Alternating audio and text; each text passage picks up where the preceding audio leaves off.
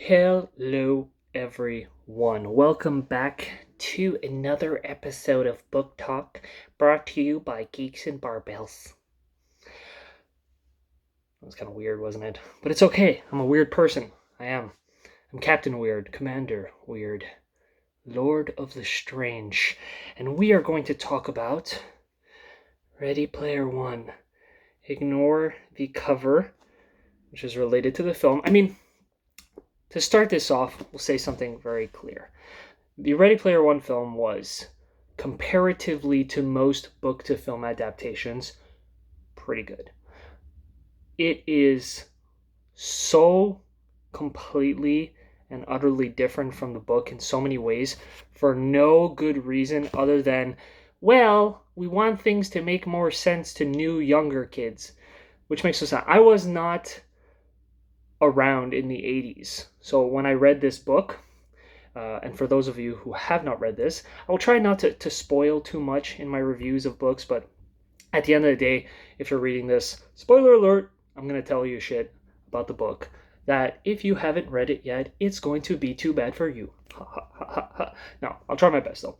So much of Ready Player One focuses on references from the 80s. So that is because Ready Player One is about this young boy born in a dystopian future where, as usual, humans have fucked things up. So, in the future, there is this virtual reality that has been created called the Oasis, and everyone pretty much functions and lives within this virtual reality construct. They work in it, they practically live in it for all intents and purposes because we've turned the outside world into a relative wasteland. There's an energy crisis, pollution crisis, like everything's fucked up. So your main character, the protagonist in this book series, is a kid who grew up pretty much living and breathing within this virtual reality construct known as the Oasis. And the creator, the originator of this construct was this man named James Halliday, who was obsessed with the 80s. Obsessed. Video games, movies, everything about the 80s. And when he passed on, when he let his physical body go and became one with the virtual reality, he created a challenge. And this challenge was very simple. I've left 3 keys within the world. You must find them. If you find them, the person who does will gain all of my wealth and full control over the Oasis. And considering how important the Oasis is within the world, this is a huge deal.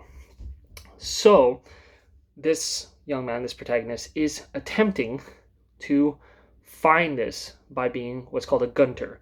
So, they are basically hunters of these clues, these Easter eggs, these challenges, trying to figure out how they can get the keys and how they can become the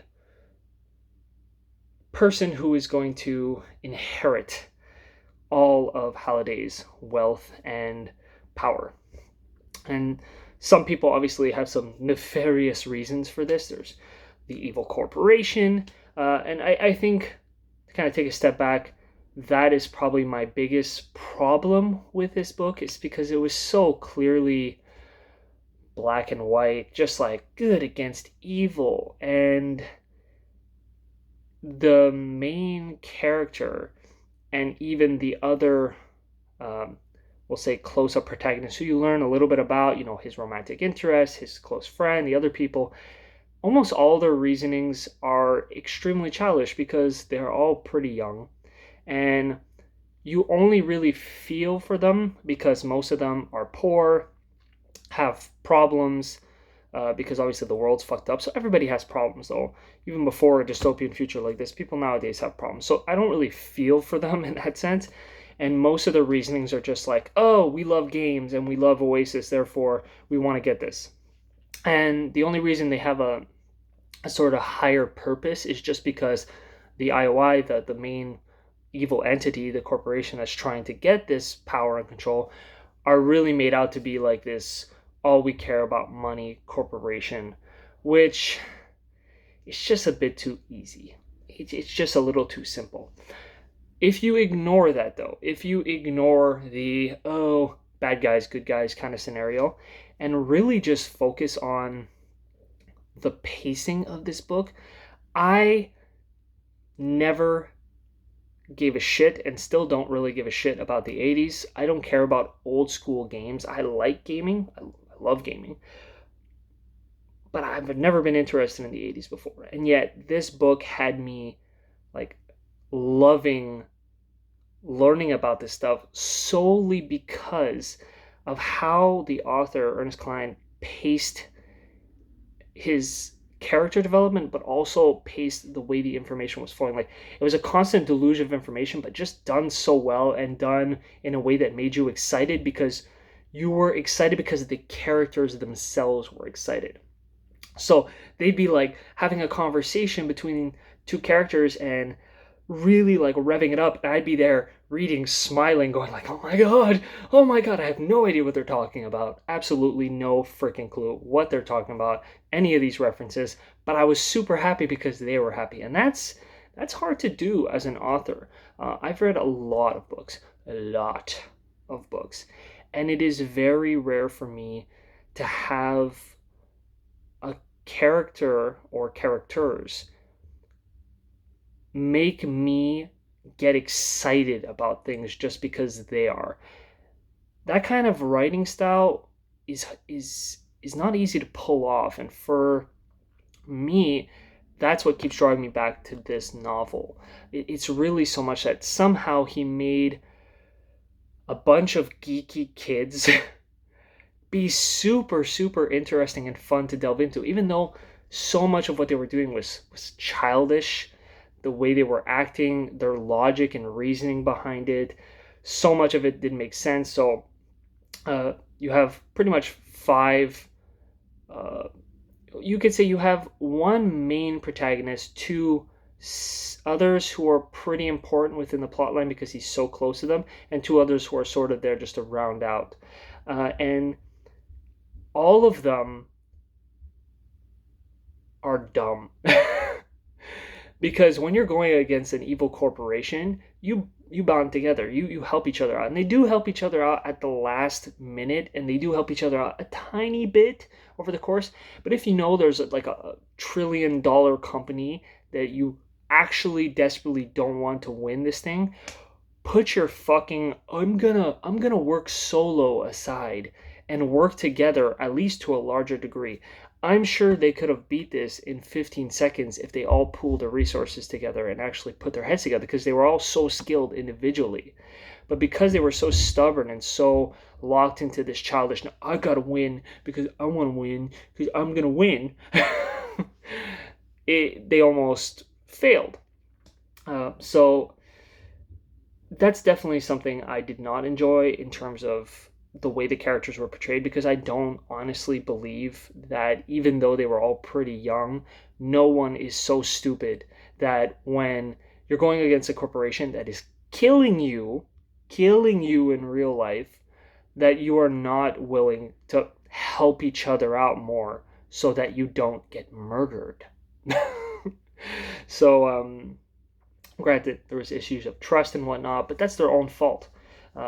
And I think that's one of the main focuses I want to get into this book, because really this is behind all the really interesting character development and fun geeky stuff and the concepts of gaming and all these things. There's this underlying theme of what is reality, like what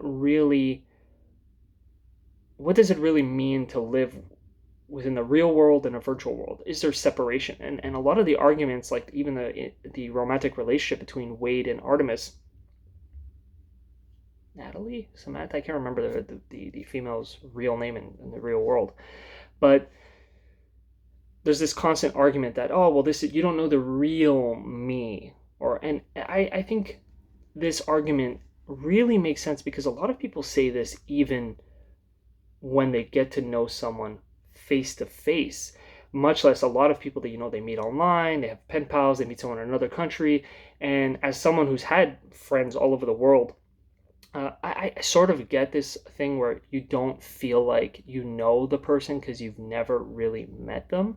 But at the same time, there's such a push these days from people saying, well, all that matters is what's up here, what's in my mind. So if you're talking to someone, even if it's online, they know you, unless you're lying out of your ass. But you can know someone face to face and be lying out of your ass also. Maybe it's a slightly bit harder, but I've known people for years who were consistently lying to me all the time. Uh, People lie to themselves.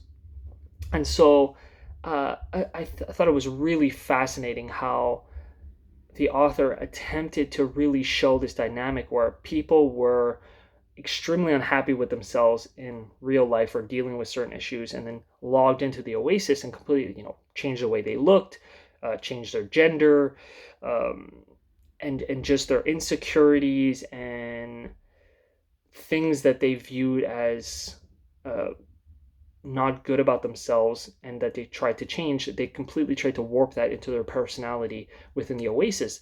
The problem is that if you hypothetically were to live in a virtual reality and make this character of yourselves, that is you. It is still you. Um, if you are a man and you want to play a female within the Oasis or vice versa, that feminine aspect of you or masculine aspect, it is a part of you. It is who you are.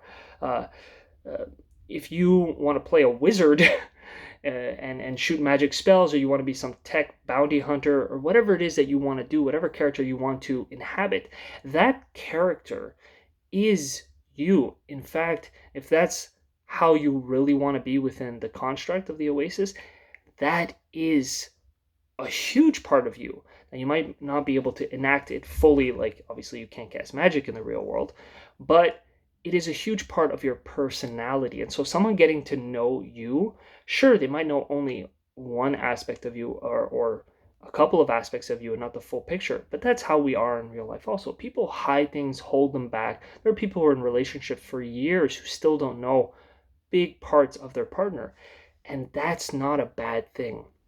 I think that that's the real commentary I want to make. A lot of Ready Player One's commentary is on how you have to come to accept you for yourself, and that you're never going to fully know yourself, much less another person. Um, you can never fully open yourself up to another person. There's always going to be a mystery there. And that is what makes friendships and relationships so interesting.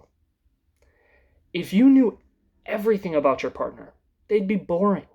That's why so many long-term relationships fail, because they're they're so desperate to hold and to take in every single part of their partner.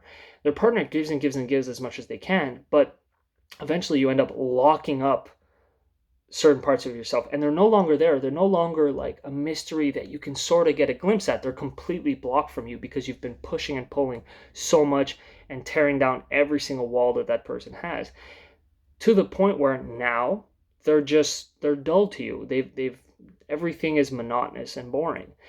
Mystery is supposed to be there. That doesn't mean keeping bad secrets or terrible things like that, but we all have a right to like a private space within our minds and the things we do.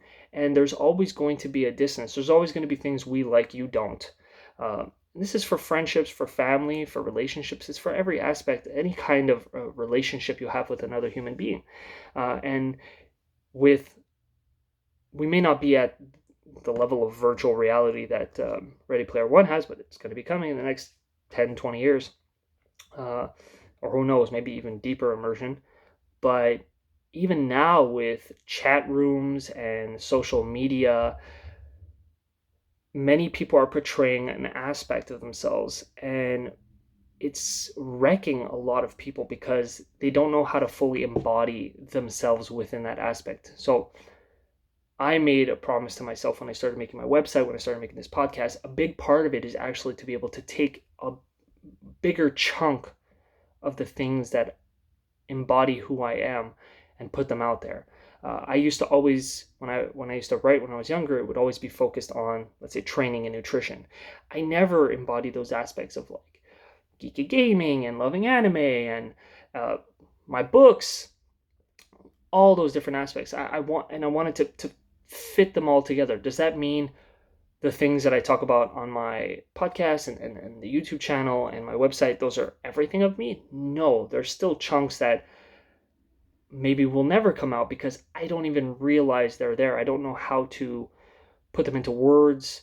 So they're not going to come out. There's always going to be that mystery of me. And if I get into a friendship or a relationship with someone and they're upset with me because they cannot touch those parts, then we're going to have a problem. So I think a big chunk of what you can pull from such a good book like this is hidden within all that, great pacing, the action, the geekiness, the fun world building, grabbing all these references from not only the 80s and 90s, but all these different gaming aspects in film and television and shoving them all into this virtual reality world and allowing there to be, even though it's slightly annoying, this evil entity versus good people, and that childish kind of coming of age story.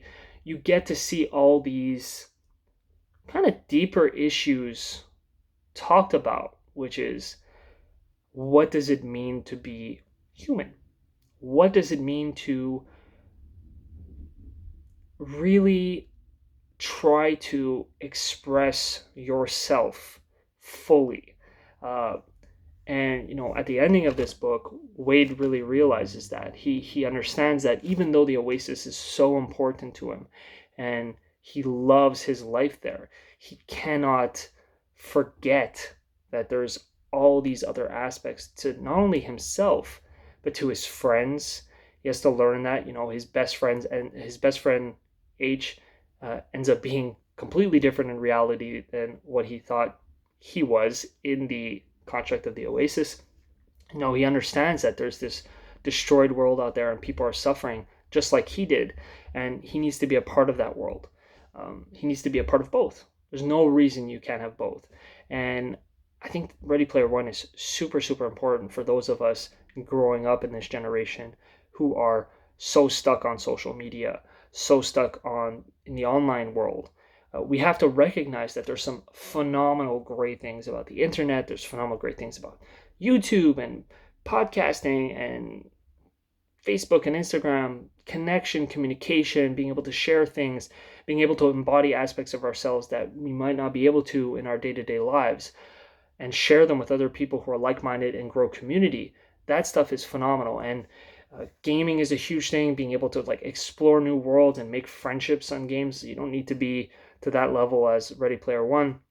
There's tons of online role-playing games and stuff like World of Warcraft, for example, and people create deep, deep friendships with people that they've never even met.